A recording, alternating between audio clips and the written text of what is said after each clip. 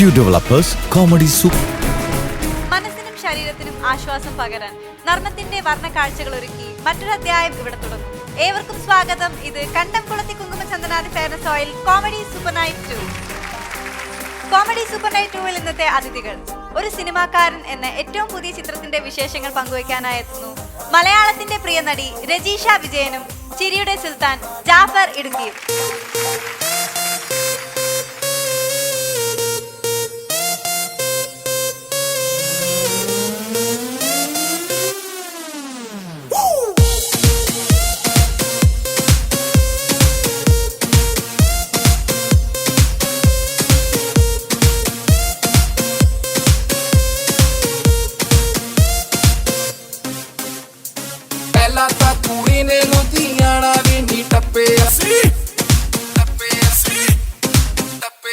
लुधियाने से आई लड़की यूनिवर्सिटी पढ़ती है, कहती तो है स्टूडेंट है, बट आई डाउट.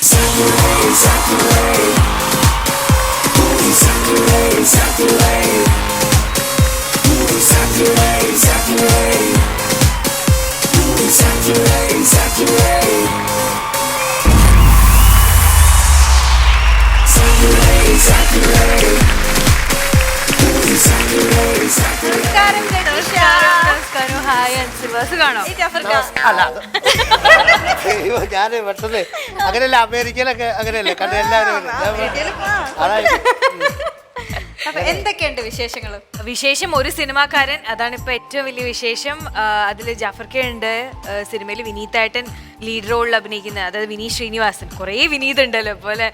അതെ, അത് അങ്ങ് വെച്ച് പൊളിച്ചിരിക്കുക. അതായത് ആരൊക്കെയാന്ന് വിനീതും കൊച്ചും കൂടെ കൂടി അങ്ങനെയാണ് ആ പടം, ആ റൂട്ട് പടം. ആ പടം ഇറങ്ങി കഴിയുമ്പോഴത്തേനും പ്രത്യേകിച്ച് ഈ കുട്ടിയുടെ അഭിനയം അതിനകത്ത് കാണണ്ട. വേറെ പടങ്ങളൊക്കെ കണ്ടിട്ടില്ല. അതിന് നമ്മള് മലയാളികൾ പറഞ്ഞ് രജീഷന്റെ കാര്യം പറയേണ്ട ആവശ്യമില്ല. സംസ്ഥാന പുരസ്കാരം ആദ്യ സിനിമയ്ക്ക് തന്നെ ലഭിച്ച അഭിനേത്രിയാണ്. ഇത് വേറെ റൂട്ട് കളി, നമ്മളൊന്നും മനസ്സിൽ ചിന്തിക്കാത്ത രീതിയിലുള്ള കളിയൊക്കെയാ ഇപ്പൊ കണ്ടു കഴിയുമ്പോഴത്തേനും വേറെ ഇങ്ങനെയൊക്കെയല്ലേ. അതിനകത്തല്ല ഈ ഒന്നുമില്ലാത്ത പട്ടിണിയും പരിവട്ടമായിട്ട് നടക്കണ ആളല്ലേ. എന്നാ പിന്നെ ജാഫർക്ക് ഇത്രയും പറഞ്ഞപ്പോ എനിക്ക് കാണാൻ കൊതിയായിട്ട് പാടില്ല. പക്ഷെ പറഞ്ഞിട്ട് കാര്യമല്ലോ, നമുക്ക് തിയേറ്ററിൽ പോയിട്ട് സിനിമ കാണാനല്ലേ പറ്റുള്ളൂ. പക്ഷെ അതിന്റെ ട്രെയിലർ നമുക്ക് കാണാം. അങ്ങനെ സിനിമ പ്രകാരങ്ങളെ ഈ വെയിലൊക്കെ ഒന്ന് ആറട്ടെ. സിനിമയുടെ വെയിൽ തണുക്കാനിട്ടേക്കുവാ. ഇവരെ സ്വപ്നജീവികളാ. ഇവർക്ക് റിയാലിറ്റി ഒക്കെ അക്സെപ്റ്റ് ചെയ്യാന്ന് പറഞ്ഞാൽ ഭയങ്കര മടിയാണ്. സാറയ്ക്ക് ഇതിലൊന്നും വലിയ ഇൻട്രസ്റ്റ് ഇല്ലല്ലേ? തൊപ്പിയും താടിയും വെച്ച് അവൻ കൺവെൻഷനിൽ ലക്ഷങ്ങളോട് പ്രസംഗിക്കുന്ന സ്വപ്നം കണ്ടിട്ടുണ്ട്. ഒരൊറ്റ രാത്രി കൂടി ഉപദേശിക്കാൻ ഞാൻ അവനെ കിടത്തി ഉറക്കിയിട്ടില്ല. ഒരുപാട് കഴിവുണ്ടായിട്ടും ഒന്നും ആകാൻ പറ്റാത്ത കുറെ പേരുണ്ട് സിനിമയിൽ. ആൽബി ഇപ്പൊ ആ ഒരു സ്റ്റേജിലാണ്, പക്ഷെ അതെന്നും അങ്ങനെ ആവില്ല, എനിക്ക് ഉറപ്പാ. അതെ, പെണ്ണിന്റെ തന്ത മട്ടാഞ്ചേരിൽ 1.5 ഐറ്റം എന്നാ കേട്ടത്. അച്ഛൻ വെച്ച സ്കെച്ച് തിരിച്ചു കിട്ടാതെ നോക്കും.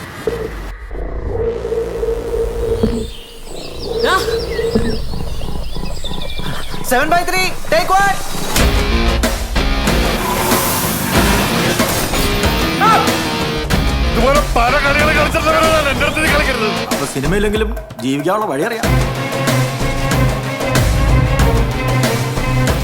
സാറാ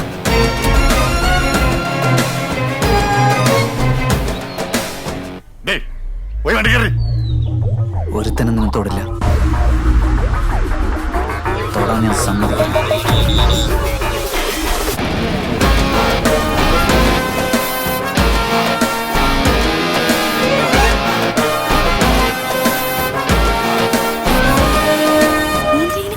ആട്ടണതല്ലടി വിറക്കണതാ. നിന്റെ ഒപ്പം പുറകെ വരുന്നുണ്ടോ നോക്കി. ഞാൻ നോക്കില്ല, നീ നോക്ക്. ഒന്ന് നോക്കടി പ്ലീസ്.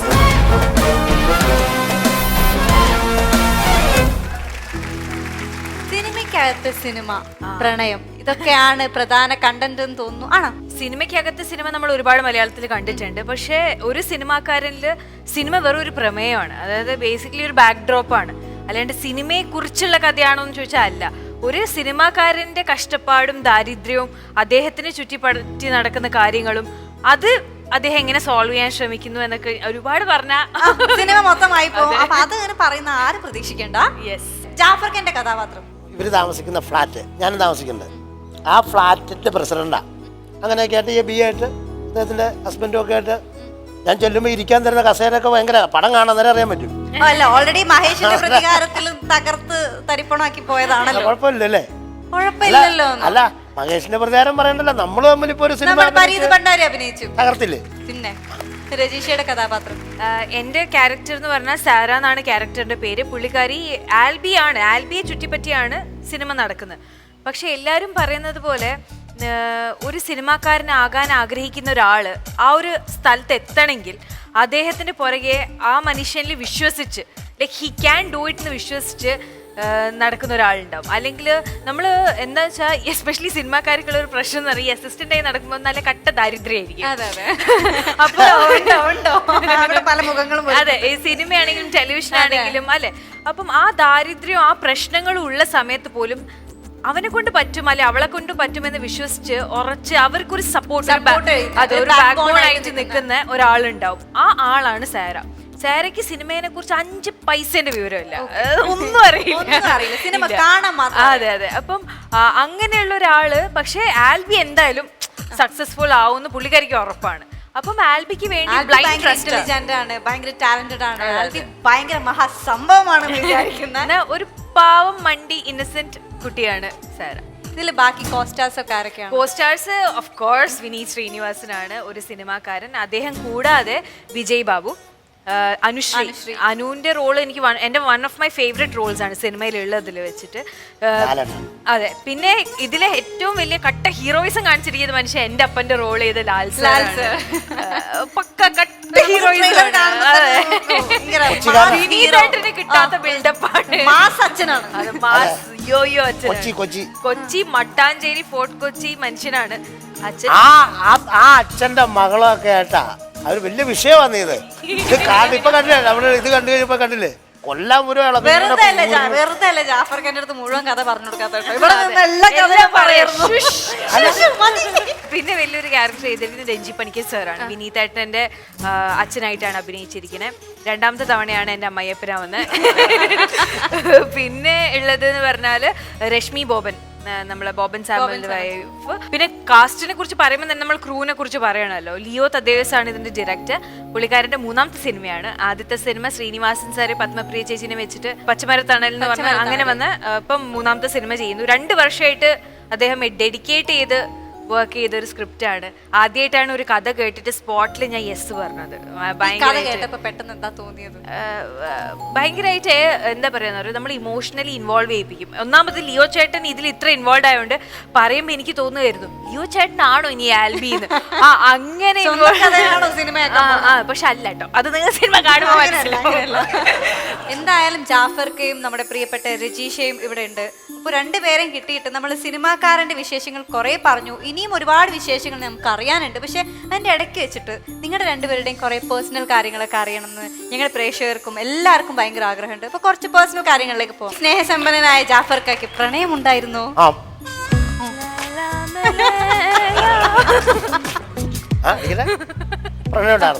എന്തായിരുന്നോ? പേരൊന്നും പറയണ്ട. പേര് നബീസ എന്റെ ഉമ്മായായിരുന്നു. അപ്പൊ ശരി, ഓക്കെ, ബൈ. ഒരുപാട് സന്തോഷം എല്ലാവരോടും. ഈ ഡയലോഗ് കേട്ട് കേട്ട് കേട്ട് കേട്ട് കേട്ട് പ്രണയം ഉണ്ടായിരുന്നു. അമ്മേനോട് പെങ്ങളോട് ഒന്ന് മാറ്റി പിടിയല്ല ജാഫർക്ക. എനിക്കുള്ള കാര്യം പറയാനുള്ളൂ, ഞാൻ പ്രേമിച്ചിട്ടില്ല, പ്രണയിച്ചിട്ടില്ല. ആരെങ്കിലും ഇങ്ങോട്ട് വന്ന് പ്രപ്പോസ് ചെയ്തിട്ടുണ്ടോ? അങ്ങനെയൊക്കെ അതിനുള്ള വകുപ്പില്ലായിരുന്നു. ഇത്രയും പൊക്കം, ഒരു ഷേപ്പും ഇല്ല. അവിടെ ഈ ഹൈറേഞ്ചിലെ ചായക്കടയുടെ അലമാര എന്ന് പറയുന്നത് കണ്ടിട്ടുണ്ടോ? നമ്മൾ ഷൂട്ടൊക്കെ ചെയ്യാൻ പോകില്ലേ? അല്ല പറഞ്ഞു മനസ്സിലായില്ലേ? ഹൈറേഞ്ചിലെ അലമാരയിൽ കിടക്കുന്ന ബോണ്ടയ്ക്ക് ഷേപ്പില്ല. അതിങ്ങനെ ഈ ബോണ്ട എനിക്ക് 14 കൊണ്ട് ഞങ്ങൾക്ക് ചായക്കട ഉണ്ടായിരുന്നു. ഈ മൈദ എടുത്തിട്ട് ഇങ്ങനെ വീർപ്പിച്ചിട്ട് ഇതിലൂടെ ഇങ്ങനെ വരുന്ന സാധനമാണ് ഇങ്ങനെ എണ്ണയിലേക്ക് ഇടുന്നത്. അത് അവിടെ ഇടുന്ന ആൾക്കാരുടെ കാര്യം ധൃതി കൂടിയിട്ട് അങ്ങോട്ട് കാണിച്ച് വെച്ച് ഇങ്ങനെ എനിക്ക് ഒരു ഷേപ്പും ഇല്ല. അത് ബോണ്ടയ്ക്ക് കൈയും കാലും വെച്ചോലെ തിരിയും.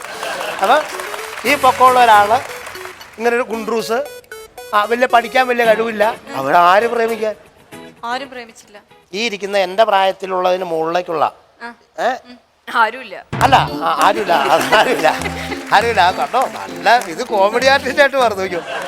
ആ പ്രായത്തിലുള്ള ആൾക്കാർക്കറിയാം അന്നത്തെ ദുരിതവും അന്നത്തെ ആ രീതിയും, പ്രത്യേകിച്ച് ഒരു ഹൈ റേഞ്ചിലൊക്കെ. രജിഷ, പ്രണയത്തെ കുറിച്ച് എന്താണ് ഒരു അഭിപ്രായം? കുറച്ചുകൂടെ ഇവിടെ നിന്നാണ് ഇനി വരണ്ടേ. എന്റെ അടുത്ത് ഒന്നും കിട്ടിയില്ല, ഇവിടെ നിങ്ങൾ വരാനുണ്ട് 7 എണ്ണം. പ്രണയം ദിവ്യമായ ഒരു അനുഭൂതിയാണ്. പിന്നെ പ്രണയം നമ്മളെല്ലാവരും at some point of time or the other നമ്മളെല്ലാവരും അനുഭവിക്കുന്ന ഒരു വികാരമാണ്. ചിലവരത് 60-ആം വയസ്സിലാവാം, ചിലവർക്ക് അത് കല്യാണത്തിന് ശേഷം, അല്ല ആക്ച്വലി ഇടാ ഞാൻ എത്ര പേരെ കണ്ടിട്ടുണ്ട് 60 വയസ്സിന് ശേഷം പ്രണയിക്കുന്ന ആൾക്കാർ. 48 വയസ്സ് കഴിഞ്ഞിട്ട് പ്രേമിക്കുന്ന ആരെങ്കിലും നോക്കിയിട്ട് പറയാവേ. ഈ വലതു ഭാഗത്ത് നിൽക്കുന്ന മനുഷ്യൻ 48 വയസ്സായ ആൾക്ക് പ്രണയിക്കാനുണ്ടെങ്കിൽ അങ്ങനെ ഒരു ചടങ്ങുണ്ടെങ്കിൽ ഇപ്പൊ തുടങ്ങാതെ. പ്രണയത്തിന് ഏജ് എന്നോ അതായത് കളർ ഏജ് എന്നോ റേഞ്ച് എന്നോ റേസ് അതായത് നിറമോ തൊലി കട്ടിയോ ഒന്നും ഒരു ബാരിയറും ഇല്ലാത്തൊരു സാധനമാണ്. ജാതി മതം ഒന്നും ഇല്ലാത്തൊരു സാധനമാണ് പ്രണയം. അപ്പൊ ഇന്ന് പെണ്ണിനോട് പ്രണയം തോന്നുന്നു, ആണിനോട് പ്രണയം. സോ പ്രണയം ഭയങ്കര ഭംഗിയുള്ള ഒരു വികാരം. അത് നമ്മൾ പ്രണയിക്കുമ്പോൾ ഏറ്റവും വലിയ ഗുണം എന്താണെന്നറിയോ, നമ്മൾ അയാളെ പ്രണയിക്കുന്നതിനേക്കാൾ കൂടുതൽ നമ്മൾ നമ്മളെ തന്നെ പ്രണയിക്കും. It comes from the deep of the heart. That is the truth അല്ലേ? കാരണം അയാളെ കോംപ്ലിമെന്റ്സ് ആവാം, എന്ത് വേണേ ആവാം. പ്രണയിക്കാൻ തോന്നുന്നുണ്ടോ ജാഫർക്ക് അതൊക്കെ കേൾക്കുമ്പോ? നഷ്ടപ്പെട്ടു പോയി മോളെ എന്റെ ബാല്യം, അന്ന് പ്രണയിച്ചാ മതിയായിരുന്നു എന്നൊക്കെ. ഞാനതല്ല ഇങ്ങനെ എന്താ പിന്നെന്താ ഞാൻ അവിടെ ഹാർട്ട് ഓഫ് ദി സ്റ്റേറ്റ് എന്നൊക്കെ പറയില്ലേ, അതെന്താണ് ഉൾക്കൊണ്ട് പറയൂ, എനിക്ക് മനസ്സിലാവണ്ടേ. ഹൃദയത്തിന്റെ അടിത്തട്ടിൽ അത് പറയണോ, അല്ലാതെ heart of the heart of എന്ന് പറഞ്ഞു കഴിഞ്ഞാൽ മനസ്സിലാവില്ല. അപ്പൊ തിരുത്തി കൂടെ എനിക്കാണ്. ഒരു പാട്ട് പാടിത്തരും ഞങ്ങൾക്ക് വേണ്ടി. ഓത്തുപള്ളിയിലന്നു നമ്മൾ പോയിരുന്ന കാലം ഓർത്തു കണ്ണീർ വാർത്തു നിൽക്കയാണു നീലമേഘം. പൂന്തലയ്ക്കൽ നീ എനിക്കായി കെട്ടിയ നെല്ലിക്ക കണ്ടു ചൂരൽ വീശിയില്ലേ നമ്മുടെ മുല്ലാക്ക. പാഠപുസ്തകത്തിൽ മയിൽ പീലി വെച്ചു കൊണ്ട് പീലി പെറ്റു കൂട്ടുമെന്ന് നീ പറഞ്ഞു പണ്ട്.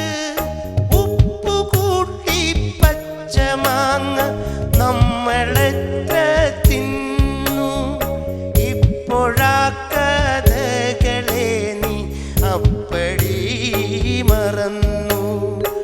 ഓത്തുപള്ളിയിലന്നു നമ്മൾ പോയിരുന്ന കാലം ഓർത്തു കണ്ണീർ വാർത്തു നിൽക്കയാണു നീല മേഘം.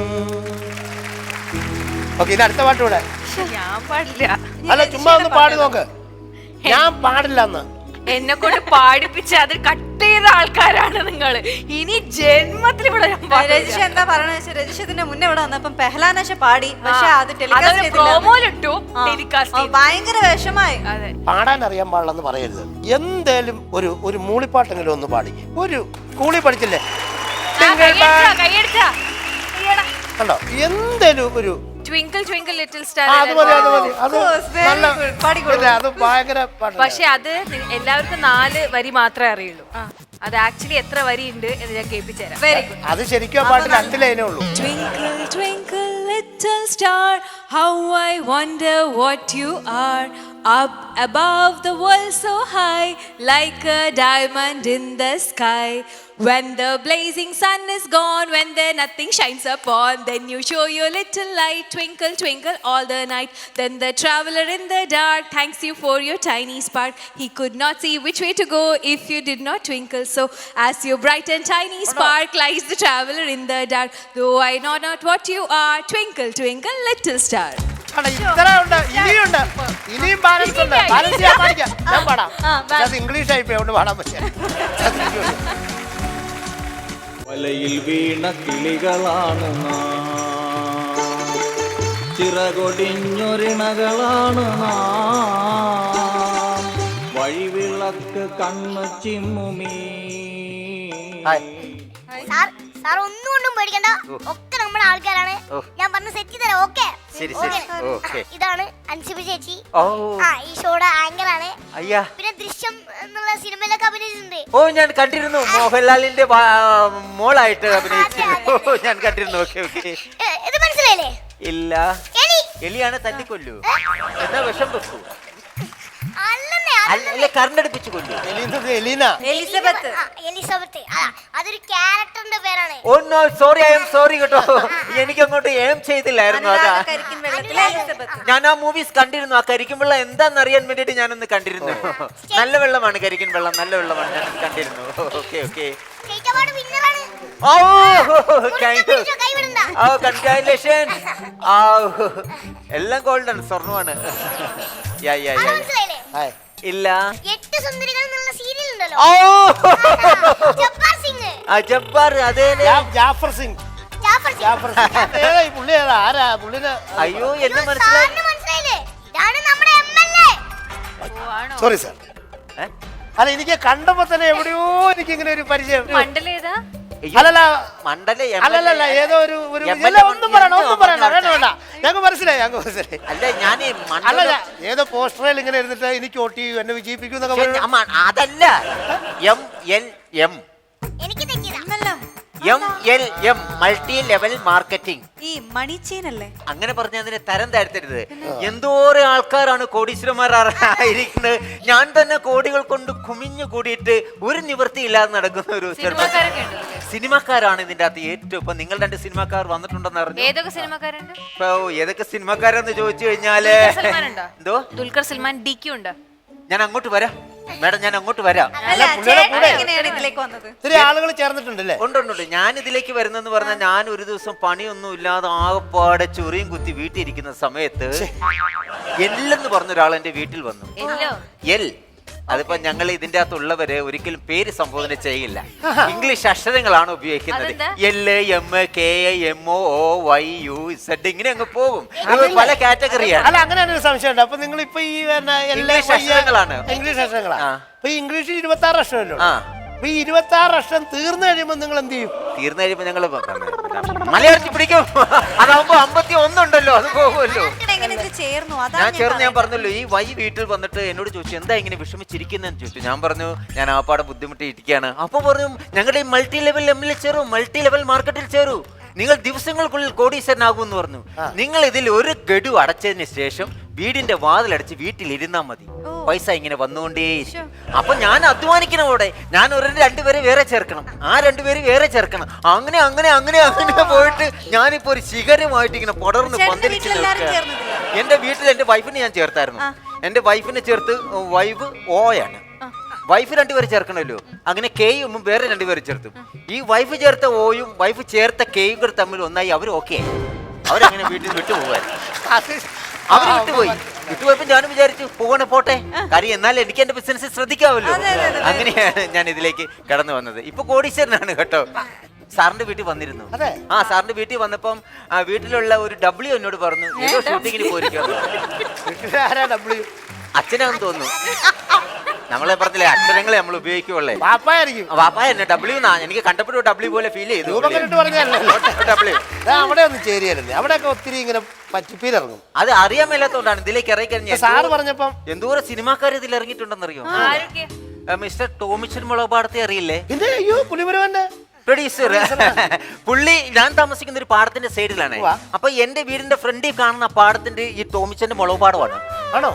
പുള്ളിയുടെ പാടമാണ്. അപ്പൊ കൃഷിയൊന്നും ഇല്ലാതിരിക്കുന്ന ഒരു സമയത്ത് ഇദ്ദേഹം അതിലെ വന്നു. ഞാൻ ചോദിച്ചു ഈ വർഷം നിങ്ങൾ കൃഷി ഇറക്കുന്നില്ലേന്ന് ചോദിച്ചു. ഈ മുളക് പാടത്തുണ്ട് മുളക് ഇറക്കുന്നില്ലെന്ന്. മുളകാണ് അവിടെ കൃഷി. അപ്പൊ പുള്ളി പറഞ്ഞു ഞാൻ അകപ്പാടെ ടൈറ്റാണ്, ഇച്ചിരി ടൈറ്റിൽ നിൽക്കുകയാണ്. ഞാൻ പറഞ്ഞു സാർ എന്തിനാണ് പേടിക്കുന്നത്, LML ചേർന്ന് കഴിഞ്ഞാൽ നിങ്ങൾക്ക് ദിവസങ്ങൾക്കുള്ളിൽ കോടി വരും എന്ന് പറഞ്ഞു. അപ്പൊ ഈ ടോമിച്ചൻ മുളകുപാടം വേറെ ആരെ ചേർത്തു? പെരുമ്പാവൂർ ഒരു പ്രൊഡ്യൂസർ ഉണ്ടല്ലോ, ആന്റണി പെരുമ്പാവൂരിനെ ചേർത്തു. ആന്റണി പെരുമ്പാവൂർ മോഹൻലാലിനെ ചേർത്തു. അപ്പൊ അവര് തമ്മിൽ ഒരു ഐക്യമായ ഒരു ടീമായി. അവരിപ്പോ ഒരു പുതിയ പടം ചെയ്തു. എന്താ പുലിമുരുകൻ. അത് തന്നെ 150 കോടി ക്ലബിൽ ചെന്നു. അവരൊരു ടേക്കായി, അവര് സെറ്റായി ഇപ്പോൾ. അതേപോലെ തന്നെ അമിതാഭ് ബച്ചനെ ചേർത്തു. അമിതാഭ് ബച്ചൻ ആരെ ചേർത്തു? അഭിഷേക് ബച്ചൻ ചേർത്തു. അഭിഷേക് ബച്ചൻ നേരെ ഐശ്വര്യ റായെ ചേർത്തു. അവർ 2 പേരും ചേർന്നുകൊണ്ട് കൊച്ചി ജനിച്ചു, അതിനെയും ചേർത്തു. ആ കൊച്ചിനെ കൊണ്ട് ചേർത്തു. അല്ല അതിനെ സ്കൂളിൽ ചേർത്തു. അല്ലാതെ കുഞ്ഞ് ഇച്ചിരി ഇല്ലാത്ത കുഞ്ഞിനെ ചേർക്കാൻ പറ്റുമോ സാറേ? സാറുമാരുമാര് ലോജിക്കില്ലാത്ത ചോദ്യങ്ങൾ ചോദിക്കല്ലേ? അതിന്റെ ചോദ്യം സാറ് ചോദിക്കുന്നത് ഇത്രയല്ല. മുട്ടയെന്ന് വിരിയാത്ത കൊച്ചിനെയൊക്കെ LML കൊണ്ട് ചേർത്ത് കഴിഞ്ഞാൽ അത് എവിടെ പോയി പൈസ അതിന്റെ താഴോട്ടുള്ള 3 എണ്ണത്തിന് തപ്പി അത് എവിടെ പോകും? അങ്ങനത്തെ ചോദ്യം ചോദിക്കുന്നത് ബിസിനസ് ആണ് സാറ്. പിന്നെ ഉണ്ട്, പിന്നെ പ്രിയദർശനെ ചേർത്തു. പ്രിയദർശൻ മണിയമ്പിള്ള രാജുവിനെ ചേർത്തു. മണിയമ്പിള്ള രാജു MG ശ്രീകുമാറിനെ ചേർത്തു. അവരിങ്ങനെ പ്രൊഡ്യൂസറെ ചേർത്തു. അവരിങ്ങനെ ടീമായിട്ട് അവരും വലിയ സെറ്റായി. അപ്പൊ ഇപ്പൊ ന്യൂ ജനറേഷൻ ഉണ്ട്. ഞാൻ വിനീത് ശ്രീനിവാസനെ ചേർത്ത്, പുള്ളി നമ്മുടെ നിവിൻ പോളിയെ ചേർത്ത്, അവർ അജു വർഗീസിനെ ചേർത്ത്, പിന്നെ വേറൊരു പുതിയ യുവ നടനെ കൂടെ ചേർത്ത് അവരൊട്ടേക്കായി. അത് ശരിക്കും പറയാം കാറ്റഗറി ഒക്കെ മാറിയാണ്. മലയാള സിനിമ പോകുന്നത് തന്നെ ഓരോ ടീം വർക്കുകളാണല്ലോ. ഇവരിത്ര പേരിങ്ങനെ, ഇവരിത്രയും പേരിങ്ങനെ, മറ്റവരത് അങ്ങനെ. അപ്പൊ അതിന്റെ അകത്ത് ഇത് വർക്ക് ചെയ്യാൻ പറ്റും. നമ്മൾ ഒരാളെ ചെന്ന് ക്യാൻവാസ് ചെയ്താൽ മതി, ഇവരിങ്ങനെ വർക്ക് ചെയ്ത് പൊക്കോളൂ. അപ്പൊ സാറിന് ഇപ്പൊ സത്യം പറഞ്ഞുണ്ടല്ലോ, ഈ കോടികൾ കൂടിയിട്ട് എനിക്ക് ഒരു ദിവസം ഒന്നുമില്ലാതെ ചുമ്മാ ഒന്ന് പട്ടിണി കിടക്കണേ തന്നെ 1 ലക്ഷം രൂപയിലും വേണം. ആ ഒരു അവസ്ഥയിൽ എത്തിയിരിക്കുകയാണ്. പൂത്ത പണമാണ്. എന്റെ വീട്ടിൽ ഭയങ്കര പൂത്ത പണമായിട്ട് ഈ പൂത്ത പണത്തിന്റെ മണം സഹിക്കാൻ മേലാതെ വന്നിട്ട് ഞാൻ വാടകയ്ക്ക് വേറെ ഒരു താമസിക്കായിരുന്നു. വാടകയ്ക്കല്ല, ഈ പൂത്ത പണത്തിന്റെ വാടക കൊണ്ട് ഞാൻ വേറൊരു വീട്ടിലേക്ക് മാറി താമസിക്കാണ്. അവിടെ ഇപ്പൊ ഒരു മൂലയിൽ നോട്ട് കിടന്ന് പൂക്കാൻ തുടങ്ങി. അതിന്റെ മണം എന്നെ അടിക്കും. അവിടെ നിന്ന് ഞാൻ മാറണം. അങ്ങനെയുള്ള ഒരു ഇപ്പൊ ഞാൻ ചുരുക്കി പറഞ്ഞു വരുന്നത് എന്താ വെച്ചാൽ, മേഡം ഇതിൽ ചേരുന്നു. മേഡം വന്നിട്ട് ജാഫർ ഖാനെ ഇതിൽ ചേർക്കുന്നു. ജാഫർ ഖാൻ താഴെ 2 പേര് ചേർക്കുന്നു. ആ ചേർക്കുന്ന ഒരാളെ അൻസിബായി പിടിക്കുന്നു. അൻസിബ താഴെ 2 പേര്. ഇതെല്ലാം ചെയ്ത് ഒരു മേളം നേരെ വെളി വരും. അന്നേരം ഇവരെല്ലാം കീഴെ കിടക്കുക. അത് ചിന്തിക്കണം. അപ്പൊ നിങ്ങൾ പോലീസരാവും ഇതെന്താ ചെയ്യേണ്ടതെന്ന് പറഞ്ഞാൽ, നമ്മൾ ഒരു ഗഡു അടച്ചതിന് ശേഷം വാതിലും പൂട്ടി വീട്ടിൽ ചുമ്മാ ഇരുന്നാ. അതെങ്ങനെ പറഞ്ഞാൽ നമ്മളിപ്പോ ഒരു പ്രാവശ്യം അടച്ചു കഴിഞ്ഞാൽ ചുമ്മാ വീട്ടിൽ വാതിൽ അടച്ചിരിക്കുക. ഇപ്പൊ ആദ്യം ഏതാണ്ട് 1150 രൂപ അടച്ചാൽ മതി ഇതില്. അപ്പൊ എത്ര മാസം കൊണ്ട് നമുക്ക് ഈ 1 കോടി രൂപയാവും? 10 ദിവസം കൊണ്ട് 1 കോടിയിലെ മേളിൽ വരികയില്ലേ കാശ്? 10 ദിവസം, മാസങ്ങളോളം ഒന്നും പോകണ്ട. പിന്നെ ഒരു കാര്യം കേട്ടോ സാറേ, ഞങ്ങളിത് നിങ്ങളുടെ അക്കൗണ്ടിൽ 1 കോടി വന്നതിന് ശേഷം മാത്രം ഈ കുടുംബശ്രീ സാധുക്കളായ കുടുംബശ്രീ പെണ്ണുങ്ങളെ സഹായിക്കാൻ വേണ്ടി അതിൽ നിന്ന് ഒരു 250 രൂപ ഞങ്ങൾ എടുക്കും. ഒറ്റ മിനിറ്റ് ഒന്ന് ആലോചിച്ചോട്ടെ. ഞങ്ങൾ സിനിമാക്കാരുണ്ടല്ലോ, അല്ലെങ്കിൽ വേറെ വിഷയമുണ്ട്. ഇപ്പൊ നമ്മൾ 10 ദിവസം കൊണ്ട് 1 കോടി രൂപ നമുക്ക് തരുന്നു, അത് 250 രൂപ നമ്മൾ കൊടുക്കാം. ഒന്ന് സംഭവിക്കും. നമുക്ക് ഈ 10 ദിവസം എന്നുണ്ടെങ്കിൽ 1 മാസം അല്ലെങ്കിൽ ഒരു 10 ദിവസം കൊണ്ട് നമ്മൾ ഈ വർക്ക് ചെയ്ത് എൻ്റെ ഇവിടെ 2 പേര്, രഞ്ജിഷയുടെ ഇവിടെ 2, അൻസിബയുടെ അപ്പുറത്ത് 2, ഇങ്ങനെയൊക്കെ ഉണ്ടല്ലോ. അപ്പൊ ഇതെല്ലാം കൂടെ കൂടിയിട്ട് നമ്മളൊരു 10 കോടി രൂപയ്ക്ക് നമ്മളൊരു 10 കോടി രൂപയ്ക്ക് നമുക്ക് വർക്ക് ഈ 2500 രൂപ കമ്മീഷൻ ചോദിക്കും. ഈ കുടുംബശ്രീ സാധു ജനങ്ങളെ അതാണ് നമ്മളിപ്പോ 1 കോടി രൂപയ്ക്ക് 250 രൂപ ആകും. അപ്പൊ നമ്മളൊരു 10 കോടി രൂപയ്ക്ക് ഞങ്ങൾ വർക്ക് ചെയ്യുന്നിരിക്കും. അപ്പൊ ഈ 10 കോടി രൂപയുടെ കമ്മീഷൻ നിങ്ങൾ 2500 രൂപ സാധു കുടുംബശ്രീ അവിടെയാണ് വിഷയം. അത് കൊടുക്കാൻ പറ്റില്ല. ശരിക്കും പറഞ്ഞു കഴിഞ്ഞാൽ ഇത് ആരാണ് ഈ കുടുംബശ്രീയിൽ ആരാ ഇതിന്റെ മെയിൻ ആയിട്ട് എന്ന് പറഞ്ഞാൽ ജലജ എന്ന് പറഞ്ഞൊരു സ്ത്രീയാണ് കുടുംബശ്രീയിലെ ഹെഡ്. അവരാണ് എന്നെ ഡെയിലി വിളിക്കുന്നത്. പിന്നെ അതിന്റെ താഴെയുള്ള ഒരു മിനി എന്നുള്ള ഒരു കുട്ടിയുണ്ട്. പിന്നെ പ്രതിഭ എന്ന് പറഞ്ഞൊരു കുട്ടിയുണ്ട്. പ്രതിഭ ഈ 1250 രൂപ ഈ ജലജയ്ക്ക് കൊണ്ട് കൊടുത്താലേ ഉള്ളൂ എനിക്ക് സ്വസ്ഥമായിട്ട് പുറത്തിറങ്ങി. ജലജ എന്ന് പറഞ്ഞ എന്റെ ഭാര്യയാണ്.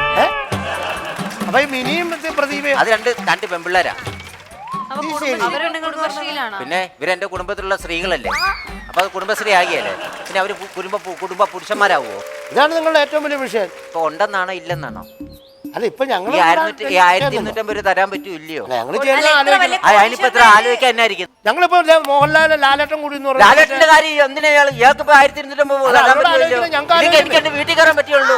ഞങ്ങൾക്ക് തനിക്ക് തന്നാ 1250 രൂപ ചുമ്മാതെയാണോ? 1 കോടി രൂപ തന്റെ അക്കൗണ്ടിലേക്ക് ഇട്ട് തന്നിട്ടല്ലേ? 250 രൂപ തന്നാ എനിക്ക്. ഞാൻ എന്റെ വീട്ടിൽ ചെല്ലുമ്പോൾ ഞാൻ പറഞ്ഞ നീറ്റ് നീറി 250 രൂപ തരാൻ പറ്റുള്ളൂ എനിക്ക്. നീ എന്തിനാ പെണ്ണിനെ പറഞ്ഞ് സംസാരിക്കുന്നത്? അവന് 1250 രൂപ തരാനും പറ്റില്ല. എന്റെ കാശ് വാങ്ങിച്ച് അവൻ കാര്യം കണ്ടുവച്ചു 1 കോടി രൂപ വാങ്ങിച്ച് പെട്ടിക്കടിക്കും ഞാൻ. നിന്നെ പോടാറിങ്ങി.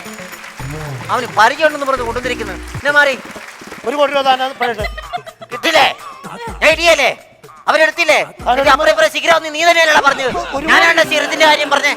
സിഗര ആരാണ് പറഞ്ഞത്? 1 കോടി രൂപയ്ക്ക് 250 രൂപ ഫ്രീ. ഒന്നുമില്ല. ഞാൻ കാശ് തന്നോളാം.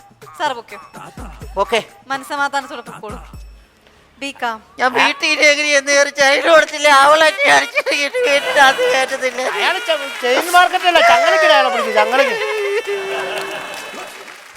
അങ്ങനെ നമ്മൾ എന്തായാലും മണി ചെയിനുകൊണ്ട് ഇത്രയും പ്രശ്നങ്ങളുണ്ട്. നമുക്ക് മണി ചെയിനും സ്കിറ്റും എല്ലാം മാറ്റി നിർത്താം. നമുക്ക് നമ്മുടെ കാര്യങ്ങളിലേക്ക് തിരിച്ചു വരാം. ഒരു പാട്ട്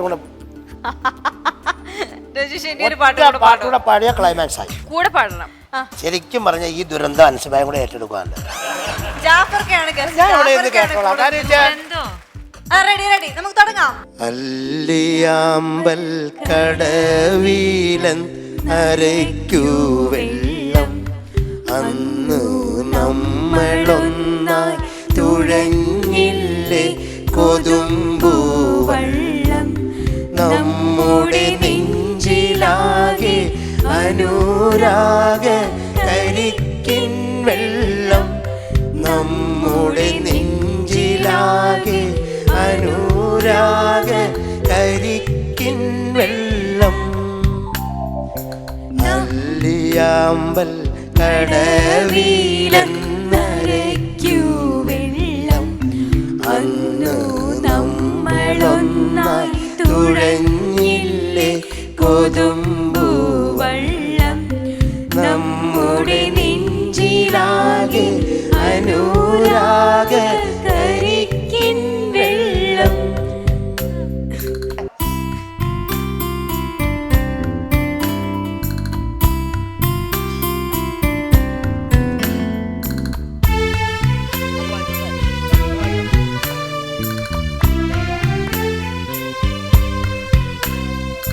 താമരപ്പൂ നീ ദൂരെ കണ്ടു മോഹിച്ചു അപ്പോൾ താഴെ ഞാൻ നീന്തി ചെന്നു തണ്ടു പൊട്ടിച്ചു പിന്നെ തണ്ടൊടിഞ്ഞ താമര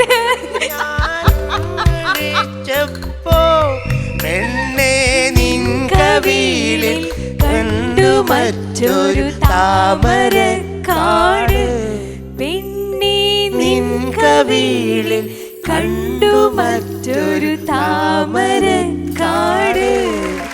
എന്തായാലും ഇത്രയും മനോഹരമായ പാട്ട് നമ്മളിങ്ങനെ ലൈവായി കേട്ടു.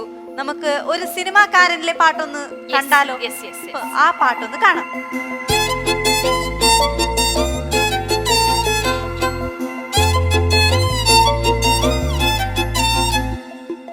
ഒഴുകി ഒഴുകി പുഴയിലൂടെ കരയിൽ വന്നൊരേ ഇലകൾ നമ്മൾ പ്രണയശാഖിയിൽ ഇനിയുമീറൻ ദലപുടങ്ങളായി മാറുവാനായി പാടാൻ മറന്നു പോയൊരാ പാട്ടിൻ ചിറകുകളിൽ കയറി നീ ഉയരുകയായി. മോഹിച്ചും ലാളിച്ചും നീ മണ്ണിൻ പൂമഞ്ചത്തിൽ ലാവോളം പൂങ്കാറ്റെ ചാടി ഉറങ്ങും.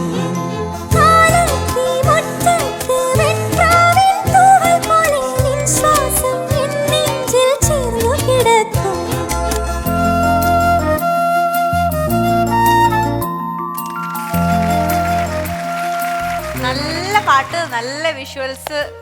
ആരാണ് ഇതിന്റെ സംഗീത സംവിധായകൻ? ആരാണ് പാടിയത്? ബിജിപാൽ ചേട്ടനാണ്. ബിജി ചേട്ടന്റെ കൂടെ വർക്ക് ചെയ്യാൻ പറ്റി മൂന്നാമത്തെ സിനിമയിൽ. ഭയങ്കര സംഭവമാണ് ബിജേട്ടന്റെ മ്യൂസിക് എന്ന് പറഞ്ഞാൽ. അതായത് മണ്ണിനോട് ചേർന്ന് നിൽക്കുന്ന മ്യൂസിക്, അല്ലെങ്കിൽ പ്രകൃതിയോട് ഇണഞ്ഞു നിൽക്കുന്ന മ്യൂസിക് ആയിട്ട് എനിക്ക് ബിജേട്ടന്റെ മ്യൂസിക് തോന്നിയിട്ടുണ്ട്. ഈ പാട്ട് പാടിയിരിക്കുന്ന അല്ല, ഇത് പാടിയിരിക്കുന്ന ഹരിചരണും ശ്വേത മോഹനുമാണ്. വേറൊരു കാര്യം പറയാതിരിക്കാൻ വയ്യ, you are looking very beautiful. അതില് നമ്മള് ഒരു സിനിമാക്കാരനിലെ ഈ പാട്ടിൽ കാണുമ്പോ ഇനിയും ഒരുപാട് സുന്ദരിയായി കാണുന്നു. നല്ല ഫ്രെയിമാണ്. അതിന്റെ ക്യാമറാമാൻ അതെ പറയാണ്ടിരിക്കാൻ വയ്യ, സുധിയേട്ടനാണ്. അതായത് സുധീർ സുരേന്ദ്രൻ. അദ്ദേഹത്തിന്റെ ആദ്യത്തെ സിനിമ എബി ആയിരുന്നു. എബിയിൽ നിന്നും വളരെ വ്യത്യസ്തമായിട്ടുള്ള ഒരു സിനിമാറ്റോഗ്രഫിയാണ് ഒരു സിനിമാക്കാരന്റെ. ആക്ച്വലി പുള്ളിക്കാരൻ ഇൻടു അഡ്വർടൈസിങ് ആയിരുന്നു. ഇപ്പോഴാണ് സിനിമയിലേക്ക് വന്നിരിക്കുന്നത്. സുധിയേട്ടനാണ് ഇതിന്റെ ക്യാമറ ചെയ്തിരിക്കുന്നത്. പിന്നെ ആർട്ട് എടുത്ത് പറയണം കേട്ടോ, കാരണം നമ്മൾ കാണിച്ചിരിക്കുന്ന ഫ്ലാറ്റ് ഞാൻ പറഞ്ഞില്ലേ ദാരിദ്ര്യമാണ് ഞങ്ങൾക്ക്. അപ്പൊ ഈ ആക്രിക്കടയിലെ സാധനങ്ങൾ കൊണ്ടാണ് അവിടുത്തെ ഓരോരോ ഫർണിച്ചറും മൊത്തം അങ്ങനെ ചെയ്തിരിക്കുന്നത്. ഈവൻ ഡെക്കറേറ്റ് ചെയ്തത് മൊത്തം. അതെ. അപ്പം ജോസഫ് ഏട്ടനാണ് ആർട്ട് ചെയ്തത്. അദ്ദേഹമാണ് പുലിമുരുകനും. അദ്ദേഹത്തിന്റെ 68ാമത്തെ സിനിമയാണ് നമ്മളുടെ പടം. അങ്ങനെ ഓൾമോസ്റ്റ് എല്ലാവരും, ഇപ്പം സമീറ സനീഷ് ആയിരുന്നു കോസ്റ്റ്യൂം, ക്രൂ, എല്ലാവരും ഭയങ്കര ഒത്തൊരുമയിലൂടെ ഒരു ക്രൂ ആണ്. അതെ.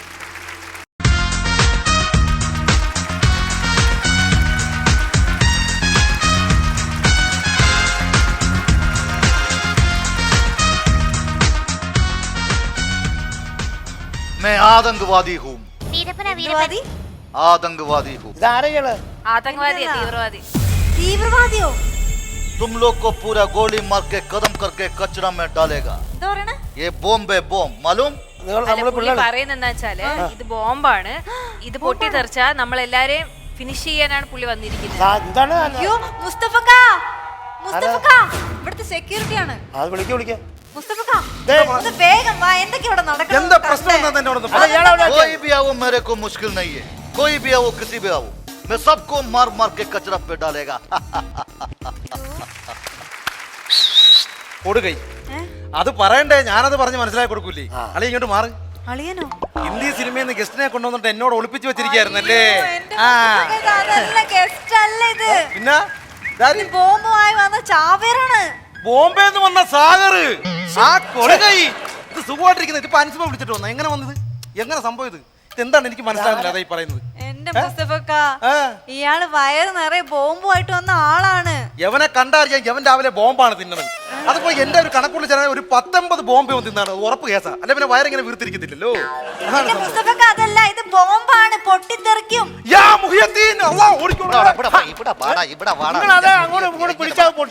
നീ ആരുടെ ഇവിടുത്തെ സെക്യൂരിറ്റിയാടാ? നീ സെക്യൂരിറ്റിയാടാ, തീവ്രവാദിയെ കളിയാക്കൂടാ നീ. തീവ്രവാദി മലയാളം പറയുന്നത്. എടാ ഈ സത്യം പറടാ, നീ എവിടാണ് നിന്റെ സ്ഥലം? മലയാളിക്ക് എന്ത് തീവ്രവാദി ആയിക്കോ? സത്യം പറ, എവിടാ നിന്റെ സ്ഥലം? തിരുവനന്തപുരം. തിരുവനന്തപുരത്താണോ? ഓ ഇക്ക ഞാൻ മരുന്ന് കേട്ടാ, ഒറ്റ സെക്കൻഡ് പാളയെങ്കിൽ നീ പാടാ. അത് പറയണ്ടേ അളിയാ, നമുക്ക് അവിടെ നിൽക്കണ്ട, അവർ നിൽക്കണ്ട. തിരുവനന്തപുരത്ത് എവിടെയാ വീട്? ആറ്റിങ്ങല്. ആറ്റിങ്ങ എവിടെ? ആറ്റി വർക്കല അറിയാമോ? പിന്നെ വർക്കല അറിഞ്ഞൂടാ, കല്ലമ്പലം വഴി പോകണം. കല്ലമ്പലം വഴിയുള്ള ആലങ്കോട് വഴി തിരിഞ്ഞ് ഒറ്റക്കല്ല് വഴി അതിന് പോയിട്ട് നാലൂക്ക് ചെന്നിട്ട് പാർത്തോണം വഴി നേരെ കവലിപുരാണോ? സ്കൂളിന്റെ അടുത്ത്. എടാ അത് പറയണ്ടേടാ, നമ്മുടെ എന്റെ കൊച്ചാപ്പട ഇവിടെ അവിടെ. എടാ എനിക്ക് ഡൗട്ട് അതല്ല, നീ എങ്ങനെ ഹിന്ദി പഠിച്ച്? എടാ എനിക്ക് 10ാം ക്ലാസ്സിൽ വെച്ച് ഹിന്ദി എന്ന് പറഞ്ഞാൽ എനിക്കൊരു പുണ്ണാക്ക് പറഞ്ഞു.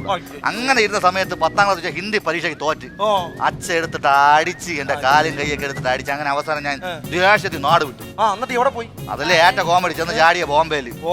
അവിടെ ചെന്നപ്പോ ഫുള്ള് ഹിന്ദി.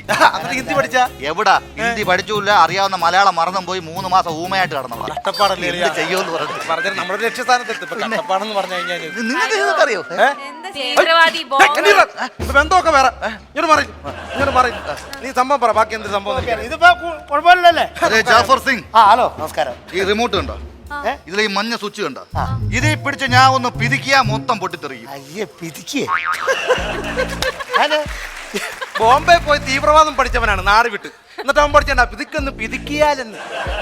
നിനക്ക് ഹിന്ദി മാത്രമല്ലടാ, മലയാളവും അറിഞ്ഞൂടാ നിനക്ക്. അയ്യപ്പനാണ് ഇതിൽ പിടിച്ച് പിതിക്കിയാ പൊട്ടും, എല്ലാരും ചാവും. ഞാൻ ഞെക്കും. ഞാൻ ഞെക്കും. ഞാൻ സത്യത്തിൽ പിള്ളേരെന്ന് പറയാം.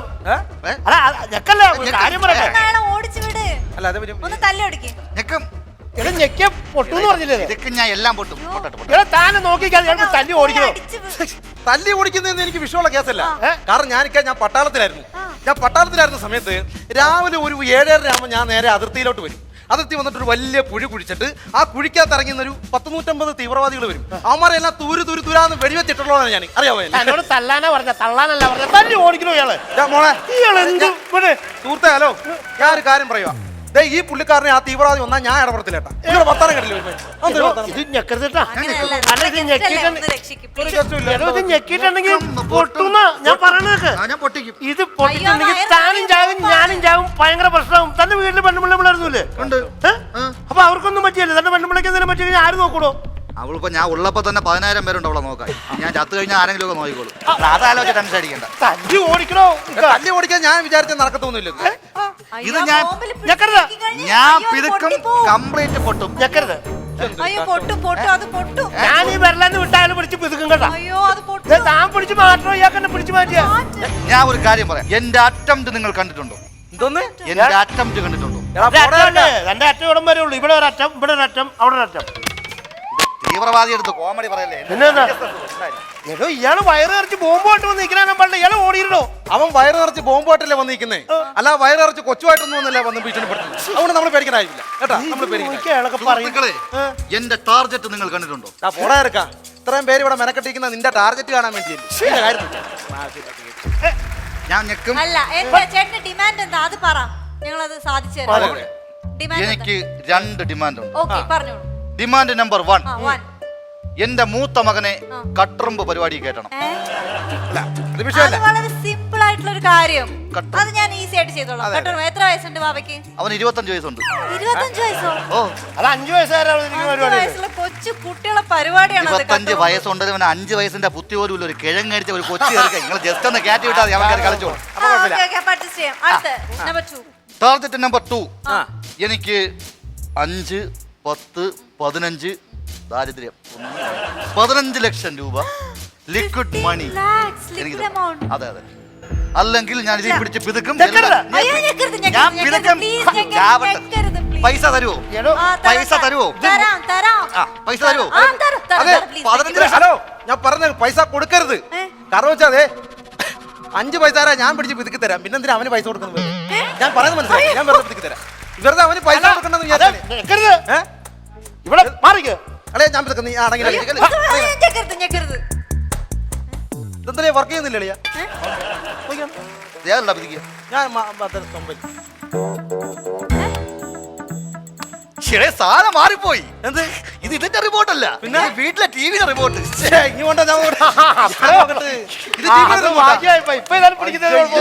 എടുക്കാൻ മറന്നു. മറ്റേ റിമോട്ട് എവിടെ ഇരിക്കുന്നത്? അത് ടിവിയുടെ മുകളിലിരിക്കുന്നു. ടിവിയുടെ ഒരു കാര്യം ചെയ്യും. അളിയും പാതിങ്ങി എടുത്തോണ്ടോ, നമുക്ക് സമയമില്ല. അങ്ങനെ തീവ്രവാദിയെ മണ്ടന്മാരാക്കാന്ന് വിചാരിക്കണ്ട. ബ്രിട്ടൻ നിർമ്മിതമായ മൈക്രോ പിസ്റ്റനാണ്. എന്തായാലും നിങ്ങളെ ഞാൻ കൊല്ലും.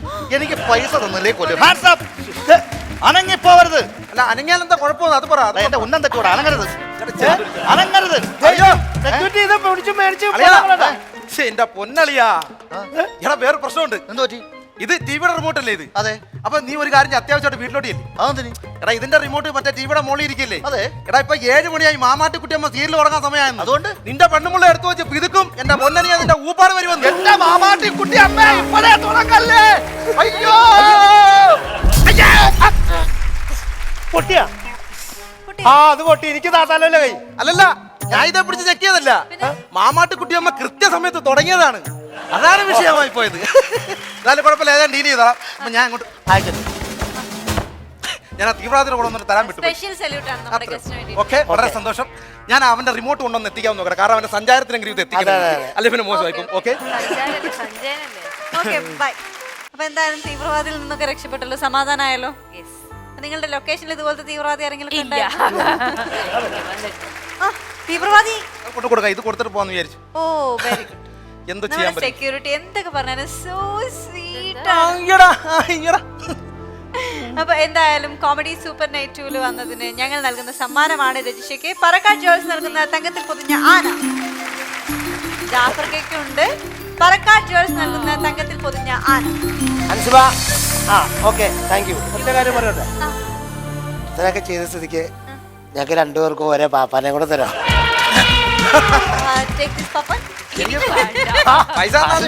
ആനനെ കിട്ടി, ഒരേ പാപ്പാനെ കൂടെ കിട്ടി കഴിഞ്ഞാൽ ഓക്കെയോ? അപ്പോ എന്തായാലും നിങ്ങളുടെ സിനിമ ഒരു സിനിമാക്കാരൻ വലിയ ഹിറ്റ് ആവട്ടെ എന്ന് ഞങ്ങൾ ആത്മാർത്ഥമായിട്ട് ആഗ്രഹിക്കുകയാണ്, ആശംസിക്കുകയാണ്, പ്രാർത്ഥിക്കുകയും കൂടെ വേണം. തീർച്ചയായിട്ടും പ്രാർത്ഥനയുണ്ട്. അപ്പോ നിങ്ങളെ ഒരുപാട് പ്രേക്ഷകർ ഇഷ്ടപ്പെടുന്നുണ്ട്. അപ്പോ എന്താണ് പ്രേക്ഷകരോട് പറയാനുള്ളത് രജിഷ? നിങ്ങളുടെ പ്രാർത്ഥനയിൽ എവിടെയെങ്കിലുമൊക്കെ ഞങ്ങളെയും കൂടി ഓർക്കുക. തീർച്ചയായും. കാരണം ഒരുപാട് പേരുടെ കഷ്ടപ്പാടും ഒരുപാട് പേരുടെ ആഗ്രഹങ്ങളും ഒരു സിനിമാക്കാരൻ എന്ന പേര് സൂചിപ്പിക്കുന്ന പോലെ ഒരുപാട് സിനിമാക്കാരുടെ സ്വപ്നവുമാണ് ഈ ഒരു സിനിമ. ഞങ്ങളുടെ ഒരുപാട് പേരുടെ എന്താ പറയുക വിശ്വാസമാണ് ഈ ഒരു സിനിമയിലുള്ളത്. നിങ്ങൾക്ക് ഇഷ്ടമാവുകയാണെങ്കിൽ, സിനിമ ഇഷ്ടമാവുകയാണെങ്കിൽ ഫുൾ ഫാമിലിയുടെ കൂടെ പോയിട്ട് കാണുക. നിങ്ങളുടെ പ്രാർത്ഥനകളിൽ ഓർക്കും എന്നുള്ള വിശ്വാസത്തിൽ thank you so much and wonderful time we had. ഒരുപാട് സന്തോഷമുണ്ട്, വളരെയധികം എൻജോയ് ചെയ്തു അല്ലേ ജാഫർ ഖാൻ? അതെ. Thank you so much Ansiba and thank you to Flowers TV. Thank you so much. ഇനി ജാഫർ ഖാൻ, എനിക്ക് ഒത്തിരി അങ്ങ് ഞാൻ പറയുന്നില്ല. കാര്യം ഇപ്പോൾ ആവശ്യത്തിന് നല്ല പടത്തെക്കുറിച്ചും എല്ലാ കാര്യവും പുള്ളി പറഞ്ഞു, നമ്മുടെ നായിക. അപ്പോൾ എനിക്ക് പറയാനുള്ളത് ഇത്രയേ ഉള്ളൂ. ഇപ്പം ഞാൻ പറയുന്ന പടം എല്ലാവരും കാണുക. ഇപ്പം മറ്റുള്ള പടങ്ങളും കാണുക. പടങ്ങളെല്ലാം വിജയിക്കണം. അത് ഇന്ന ആളുടെ പടം ഇന്ന ആളുടെ പടം ഒന്നുമില്ല. അത് വെച്ചിട്ട് എല്ലാവരും ജീവിക്കാൻ വേണ്ടിയിട്ടാണ് ഇത് ചെയ്യുന്നത്. എല്ലാവരും ജീവിക്കാനും ശ്രദ്ധിക്കാനും വേണ്ടി ചെയ്യുന്നു. ജീവിത പ്രശ്നമല്ല. അപ്പം എല്ലാ പടവും വിജയിക്കണം, അതിനു വേണ്ടി പ്രാർത്ഥിക്കുക. അതിലുപരി ഞാൻ ഒറ്റ കാര്യം പറയട്ടെ, ഈ ഫ്ലവേഴ്സ് ചാനലിനെ കുറിച്ചൊരു കാര്യം പറയട്ടെ. ഒറ്റ കാര്യം ഈ പരിപാടിയിലൂടെ എന്ന് പറയുവാണ്, ഇവിടെ വരുമ്പോൾ ഒക്കെ പറയാറില്ല. അതെന്ന് വെച്ച് കഴിഞ്ഞാൽ ഈ ഫ്ലവർ ചാനൽ വന്നു കഴിയുമ്പോഴത്തേനും കുറേ ആളുകൾ സിനിമയിലേക്ക് എത്തി. കുറേ ആളുകൾ സിനിമയിലേക്ക് എത്തി. അപ്പം എൻ്റെ പുറകിൽ എന്നെപ്പോലെ കഴിവുള്ള അല്ലെങ്കിൽ എന്നെക്കാളും കഴിവുള്ള ആളുകളുണ്ടെന്ന് ഞാൻ വിശ്വസിച്ച് വേണം ഈ എല്ലാ ഫീൽഡിലും നിൽക്കാനായിട്ട്. അത് കണ്ടെത്തി ഇവിടുന്ന് കുറേ ആർട്ടിസ്റ്റുകൾ ഇപ്പോൾ സിനിമയിലേക്ക് ഇങ്ങനെ വരുന്നു. നല്ല രീതിയിലുള്ള നല്ല വൃത്തിയും വരെയുള്ള പരിപാടി കാണണമെങ്കിൽ ആ ചാനൽ വല്ലപ്പോഴും വയ്ക്കുമ്പോൾ, എല്ലാ ചാനലും ഒന്നും കാണുന്ന ആളും അല്ലാട്ടോ ഉള്ള കാര്യം പറയാം. ഈ ചാനൽ വെച്ച് കഴിയുമ്പോൾ നല്ല വൃത്തിയും വരെയുള്ള പരിപാടി തരുന്ന ഈ ചാനലിനെ അവർ അഭിനന്ദിക്കുന്നു. ഇവിടെ എല്ലാ ക്രൂസിനും ഇതിൻ്റെ പുറകിൽ പണിയെടുക്കുന്ന എല്ലാവർക്കും ഞങ്ങളുടെ രണ്ടുപേരുടെയും ഒരു എന്നാ പറയേണ്ടത്, ഇംഗ്ലീഷിൽ പറ. ബെസ്റ്റ് വിഷസ് ആൻഡ് താങ്ക്സ് അല്ലേ, അത്രയും പറഞ്ഞുകൊണ്ട് ഞാനും നിർത്തും. അപ്പോൾ താങ്ക് യു സോ മച്ച് ജാഫർക്ക. മാത്രമല്ല പ്രേക്ഷകരെ എല്ലാവരെയും ഇന്നത്തെ ഈ എപ്പിസോഡ് ഒത്തിരി ഇഷ്ടപ്പെട്ടിട്ടുണ്ടാവുമെന്നും എനിക്ക് അറിയാം. കാരണം നിങ്ങളുടെ പ്രിയപ്പെട്ട ഹാസ്യത്തിന്റെ സുൽത്താൻ ജാഫർക്കയും നിങ്ങളുടെ പ്രിയപ്പെട്ട സുന്ദരി നായിക രജിഷ വിജയനും ഇവിടെ ഉണ്ടായിരുന്നു. അപ്പോൾ കാത്തിരിക്കുക, നിങ്ങളുടെ പ്രിയപ്പെട്ടവരുമായി ഞങ്ങൾ വീണ്ടും വരുന്നതാണ്. ഇത് Kandamkulathy കുങ്കുമ Chandanadi fairness oil comedy super night. ആ സ്ഥിരം ഒന്ന് അടിച്ചേരാ.